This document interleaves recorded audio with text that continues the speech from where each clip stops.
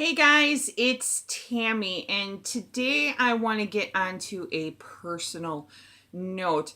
I want this video to go out to all the people that have a friend, a family member, a spouse, a loved one, to the kids of somebody who has heart failure. And that way you guys can understand what it's like for us to deal with heart failure on a day-to-day basis.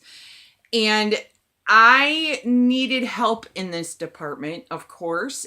Everybody's heart failure is different. It is so different from person to person. It's not funny because in my journey that I have had, yes, when I was diagnosed 4 years ago, I felt into a deep, dark depression. I have now, 4 years later, have gotten out of that.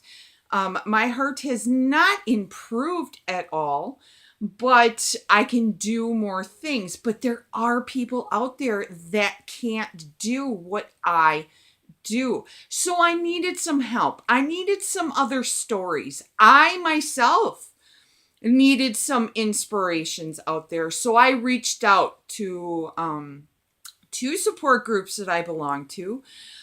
It's a women's only, women with heart failure and other conditions. It's on Facebook, and congestive heart failure support group.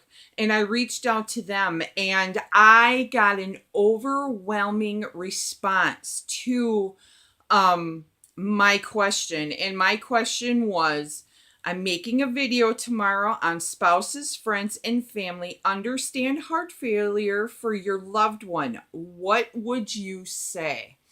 And I read through some of these and I was just amazed. I was like, wow. Wow, people. So I couldn't sum it all up in just in a short video. So this video might be a little bit lengthy. I don't know. But this one definitely goes out to some people that care for, have a loved one, a friend, etc., who just don't grasp and understand the person that they love with heart failure. Okay, so I'm going to go through what some of these, see on here, some of these people that have responded my to my questions, and I'm just going to read off what they say. And this is going to be the wholehearted truth, guys. So please bear with me. Sometimes when I get a little bit excited, I do stutter a little bit. But here we go. So, family, friends, spouses, understand what we're going through, okay? Stop making me decide that going to the doctor and my medicines are too expensive. I need them and your priorities are elsewhere. I'm going to die without them. And your world will be a lot tougher without me and my income to help you. How dare you tell me you love me, but you take away my lifelines? And that's a lot. That's a lot. It tore my marriage apart. It tore my marriage apart, ruined my credit, made my life harder than it already is. Stop asking me if I'm okay and I want to go to the ER. I've had this for a while now. I know when I need to go. I went when I needed OHS and again when I needed a pacemaker. I know my body. I know they love me, but it's hard to deal with everyone, or it's hard to deal with every time I don't feel well. Stop rolling your eyes at me whenever I show the least little sign of distress. I am not lazy, not making excuses, and not pretending to be sick. Newsflash, I don't really care if you believe me or not. You don't have to believe it. I do, however, have to live with this, and it would make it so much easier if the person who is supposed to care the most would at least pretend they do. If I am grumpy and not doing things at the usual speed, just let me rest and hopefully I will feel better in a few hours. Don't try to push me to do things to cheer me up, as it will take longer to recover. Stop telling me that it has a lot of salt or you shouldn't be doing that. I know my body. I know how much salt I can have. I know how hard I could push myself and do what I do. I do not need you micromanaging everything I eat or do. Here's another one. You could have told me it was too much for you financially and emotionally, not just walk out and find out why you left through your court case. This is an invisible disease, even to the closest to us. I choose not to acknowledge my disease for a long time. I would push myself to breaking point. My husband didn't quite understand why I was the way I was. I had a transplant 2 years ago and it has almost killed my marriage. He married me with heart failure and now I run rings around him. He's more he's more secondary than I am. I can't just walk more. That doesn't fix it. If you find me starting or staring at you with tears in my eyes, I'm not in physical pain. I'm thinking about leaving you behind and how you cheated. And I feel knowing that my life will be cut short. I have CAD. I never know when my arteries are blocked, and neither does anybody else. One day I might have another heart attack and it could be the last. So treat me with love and respect now. Come visit me. You don't want to live with regret later. Neither of us can see my heart. I cannot see your heart. My body is not as strong because my heart is too weak. But I am still me. I am sad at times because my body gets in the way, it seems. I want to go shopping with you, but I can't. Please try to understand. It's because I do not have enough oxygen at this time and my body is tired. I wish I knew in advance what good days were coming so that my life could be predictable again. Here's another one. I may not be able to hike with you or go to the mall, but I certainly can sit with you and visit and laugh. I would also like the chance to spread the word on cardiomyopathy and heart disease, so please don't ignore me just because I'm not that much fun anymore. Listen to me and laugh with me and visit with me. I am not telling you about my illness to get sympathy. I am telling you about it because it could happen to you, and I want you to know the symptoms before it's too late. It has also alienated me from my friends as I am 34 years old, and none of my friends have any clue how to try to understand. I think they try to be there in a way, but I don't get invited out anymore because of canceling so much in the past at the last minute. I'm not fragile. My heart attacks didn't make me old. Older age did. I am not defined by my heart attack. I still want to have fun, laugh, and do things. I can do it just at a slower pace. Yes, I am proud. Yes, I am stubborn. And those times that I do reach out and ask for help, please help. Don't just say yes and get around to it in a few days. Otherwise, if I wanted it done in a few days, I would have worked up to doing it myself. Acknowledge this disease has taken a lot away from me and that I will fight and still hold on to as many things that I can control. But when it's too much just to be there and ready, as it's taken a hell of a lot more to me to be humble and ask. Don't stop supporting me at doctor's appointments. Just because things are going okay and stable doesn't mean I don't want you to be there for me. Make a day out of it. So something that's stressful can be a day we look forward to, a movie, lunch, or just parking at the beach and cleanse our souls. Sometimes I feel sorry for myself. Stop calling me lazy. Please don't nag, and if I want some cake in moderation, let me. And that sitting is not relaxing. That I know I scared you and I'm so sorry, but that is nothing to how bad and guilty I feel because I had a heart attack, stents, or a zillion tests. I feel so guilty for worrying you. If I say I'm okay, I am, I promise. Stop trying to compare me to what you think I should be after dying and coming back. It gets old. Hearing, why are you so tired? Why don't you go biking or hiking? Why don't you run? Why do you run out of breath? Why have you become so lazy? Just because I look healthy doesn't mean I feel that way on the inside. And no, your surgery that you had 10 years ago that you have zero side effects from is not the same thing as lifelong heart disease. Just because you can't see it doesn't mean it's not real and won't kill me. I choose surgery. I could have chose nothing and died already. Would that be better for you? Okay, now let's go to the second one that I had. So I am really hoping that with this video that people will understand our point of view.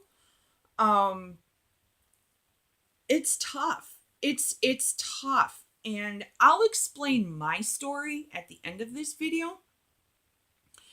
And I'm just going to read some more from here. I mean, the response that I got from people on these, I was floored. I was amazed. I couldn't believe in the tears that were flowing, because I can relate to almost every single one of these, and it's upsetting. It's very upsetting when somebody doesn't know from the other side, the perspective, what we deal with on a daily basis. And it's just unbelievable that people out there can just be so mean and so cruel, and not take the time to read up on it or to not understand what heart failure is, because it's more than just, oh, you're diagnosed with heart failure, well, here's some medicines and slap your ass and out the door you go and you're going to be fixed. It is not like that at all. It is not like that at all. Okay, so here we go. Let me get some water for this. People need to understand that just because you look okay and don't show outward signs of being ill, you are. We have good days and bad days. On the bad days, it's often hard to accomplish anything, but we must keep pushing. I am thankful for my family and friend support. Just because we look okay doesn't mean we feel okay. I also know setbacks also suck for our supporters. Can you post a link?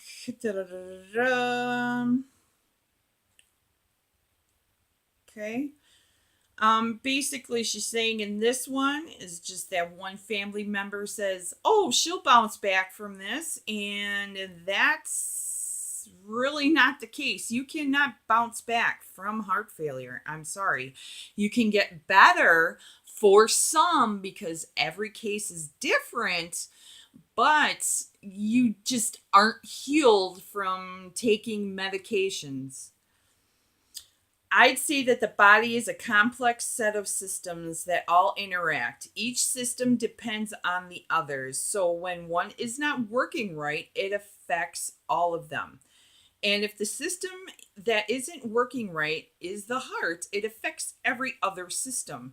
Oxygen to organs in the brain, carrying out nutrients efficiently, compensating for higher and lower oxygen needs. Movement of fluids throughout the body, including organs, skin, and other tissues. It is mostly internal. With no small effort, we can look like we are just fine, but everything internal is out of sync. We sit and we stand and we walk and we shop and we work, all while waiting for that irregular heartbeat, the breathlessness feeling, the lungs weeping for air as our body demands more oxygen from lungs that are clogged with fluid, crowded by edema that won't allow them to expand properly, all while we sit there looking just fine. By the time others can see the symptoms, it is well past the time to take meds, see a doctor, or visit the ER. Mostly, what I want them to understand is that CHF, congestive heart failure, is a thief. It steals time, oxygen, heartbeats, confidence, contentment, and the mind. It messes with our heads as much as our hearts and everything our heart is connected to. It is a thief, and we spend our days stealing back from it. We have to work, to eat right, to exercise, to fight through depression, anxiety, and fear. And every day is a triumph. Every day we make it through, we worked to do so. Because for us, every breath, every beat, every bite, and every step is part of our ongoing war.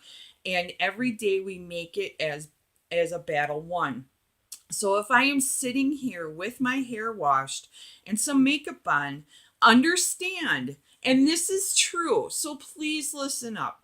Understand, it took me 3 times as long as it takes you, and I may need 30-minute and I may need a 30-minute nap afterwards. Just sitting with my feet down instead of up has consequences for me. So relax, let me explain, accept the explanation, and when you look at me, do not just see the outside, see the inside, and I appreciate the battle I won today.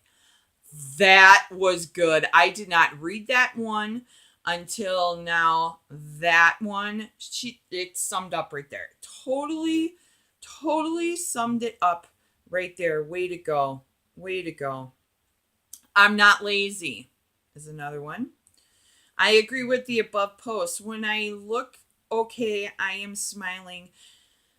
I am smiling. I am not always doing okay. I am not lazy. I don't want to talk about being sick all the time. I am waiting for a heart transplant, and I do not want to be asked all the time about it. I want to enjoy what life I do have.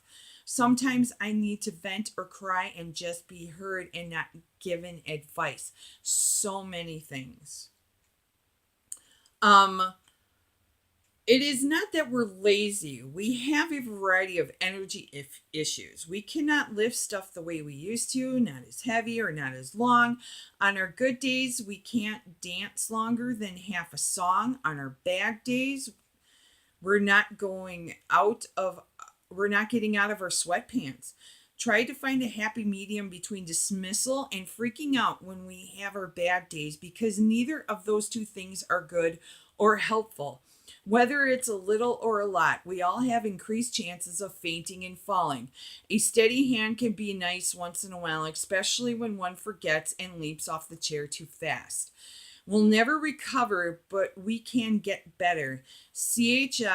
Is CHF mortality is getting lower all the time. Also, disabled people feel pretty useless sometimes. Find things for us to do around the house that we can do so we can contribute. For instance, paying the monthly bills, loading the dishwasher, or some light dusting. Don't just do everything for us. We need to feel useful, and it hurts us right in the self esteem. Some of us try to take on too much though. Talk us down on occasion. It looks like we're lazy when we even think we are. But any little thing is exhausting, even standing for a few minutes, talking and watching TV. And we fell asleep as the brain uses a lot of juice. Not that you're boring. We get brain fog from the medications. They make us very tired and gain weight. Um, I just say I have a bad heart. Enough said. I never had to explain anything other than that to anyone. Friends and family all get it and understand. That person is lucky. Now, I asked my daughter to write me a letter. Um, she didn't want to be on camera. She didn't want to be on interviewed or anything like that. So I asked her to write a letter. Now, when I was diagnosed in 2013, yeah, 2013 now, I was only 40. It was the day after my 40th birthday. We were going to celebrate my 40th birthday at a campground, and I had a heart attack putting ice in the cooler before we even left. And that's when I found out I had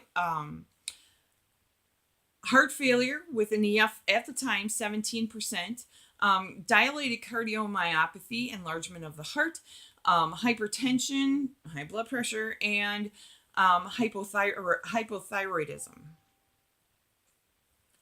So I asked my daughter, who is now 14 years old, to write a letter on how, in her mind, when she was 9 years old, how it looked to her when I had heart failure, okay? Or because I still do, but I mean, when I was first diagnosed, and she was only 9. So, and she's now 14, and she wrote me this letter, okay? When I was living with my mom in an abusive home, I was living in, she really didn't care about her heart condition. She seemed to have been up, or no, wait a minute.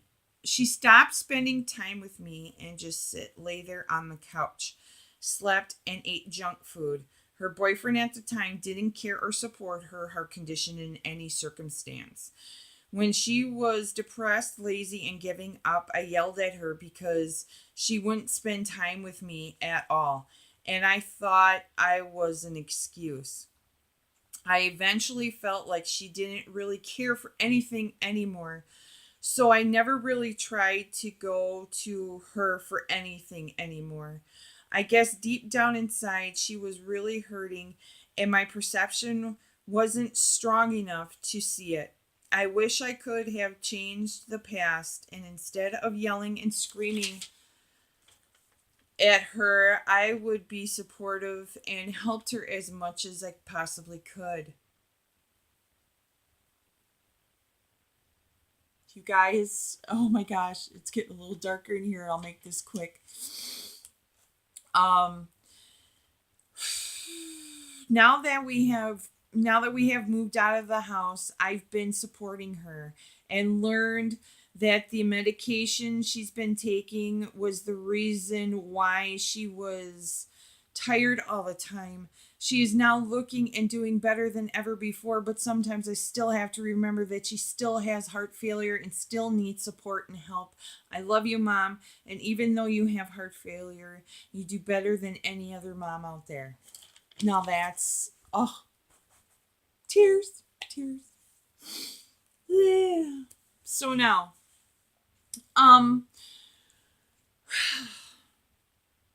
my condition. If you guys have been following my videos, you guys know.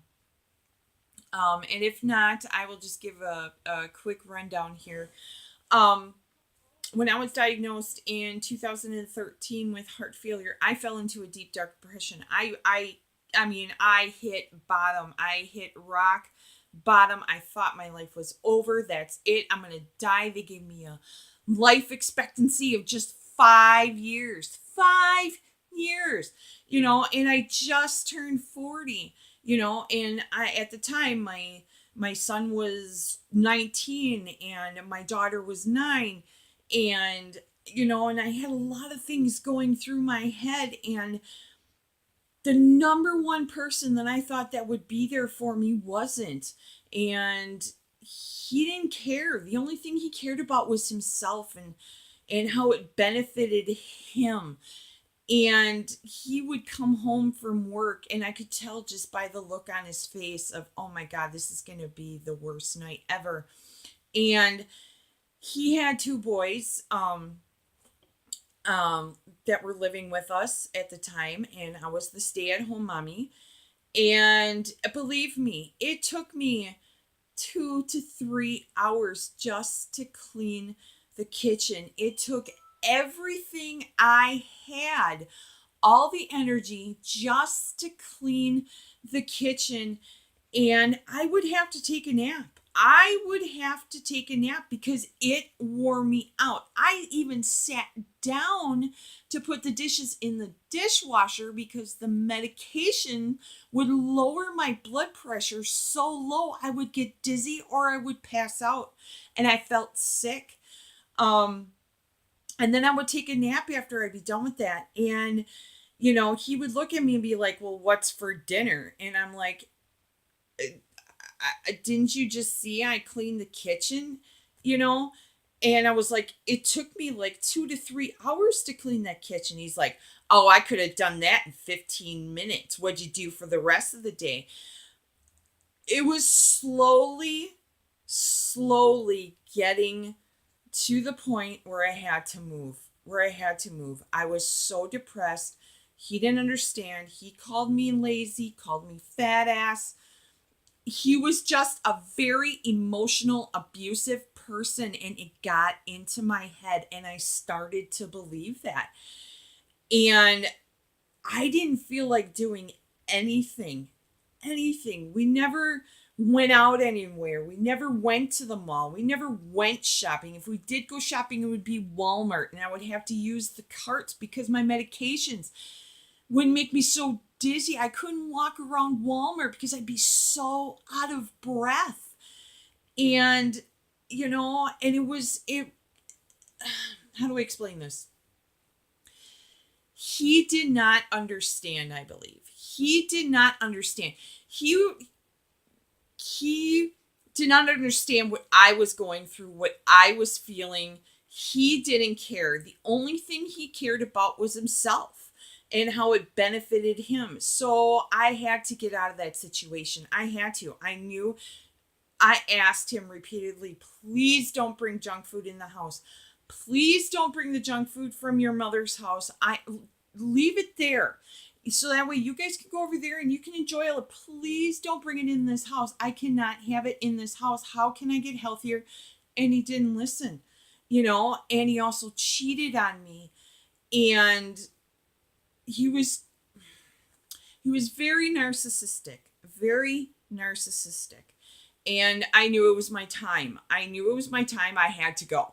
I had to leave. And that's exactly what I did. I moved out, and we discussed it, and we're still going to be together, but we're going to be living in separate homes because I knew that I needed to get healthier for me. I knew that I needed to get healthier for my kids. But most importantly, I needed to get healthier for me. And within 7 days of oh, you need to move on, and oh, I love you and I miss you, it gave me broken heart syndrome. And basically my body shut down because I did not eat anything. I was throwing up water, and my nerves were shot. My mind was crazy. My nerves were shot. And I died. And thank God I had a defibrillator because it brought me back. And while I was in the hospital, I knew I had to move on. I had to let go. I was with him for 10 years. I thought it would last forever. No, I had to move on. And ever since then, and when the doctor came in and said, what else is going to fucking wake you up, Tammy? You need to get better. And that's what happened. But I will tell you, in the 2.5 years that I did live with my ex, I knew nothing about the medications. I didn't know what a diuretic was. You popped a diuretic and oh my God, you're peeing for 6 hours every 15 minutes. You can't go anywhere. You take one medication that lowers your blood pressure in the morning so low, my blood pressure would reach 70/50. And then you would take another one in the afternoon. It was bad. It was bad. So you have to understand and you have to have compassion. Yes, we have heart failure. Yes, our medications make us tired and make us dizzy. Hold on, I gotta lighten this up a little bit. Sorry about that. So, yes, so our medications make us dizzy. We have to worry about if we're going to pass out or not. We have to worry about what time to take our medications. We have to watch our sodium levels. For some of us, we have to watch how much water we have to intake. For some of us, walking to corner is a chore.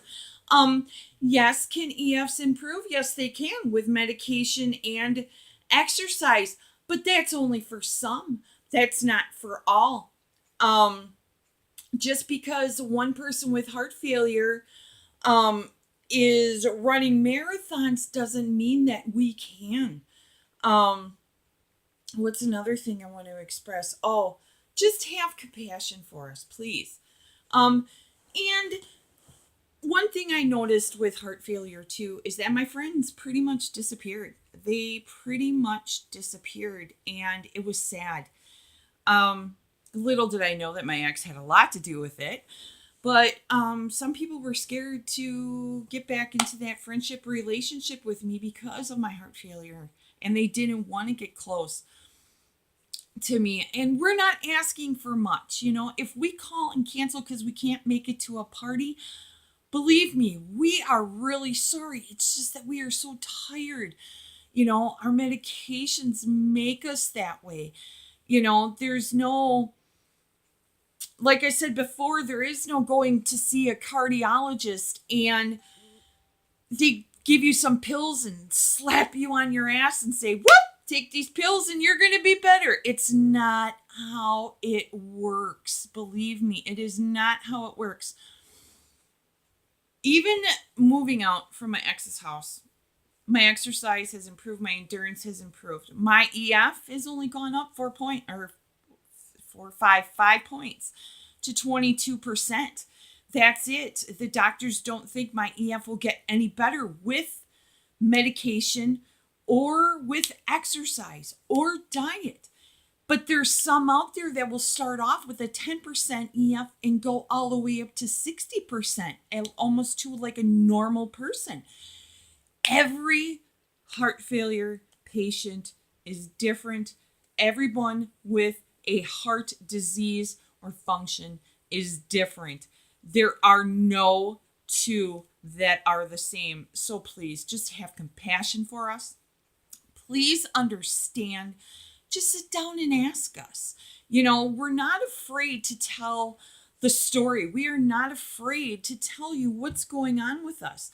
And it's not excuses. It's not. Because believe me, if we all could, and I think everybody with heart failure could agree to this, we would love to go shopping. We would love to go to the state fair and walk around. We would love to do all these things like a normal person can do, but we can't. We have to take it easier.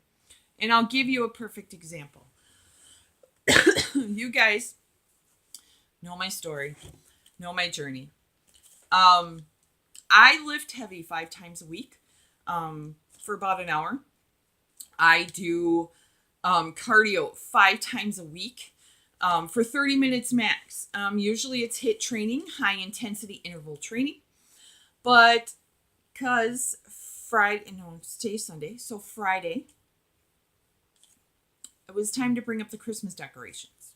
Christmas decorations are in the basement. My son was gone and my daughter was gone. It was just me. And the year before and always the years before, the kids would bring up all the decorations for me. I had to do it myself. I knew I could do it, so I did. So I woke up at 8 o'clock Friday morning, went downstairs to grab a box, brought it upstairs, 19 times I went up and down the stairs. Okay.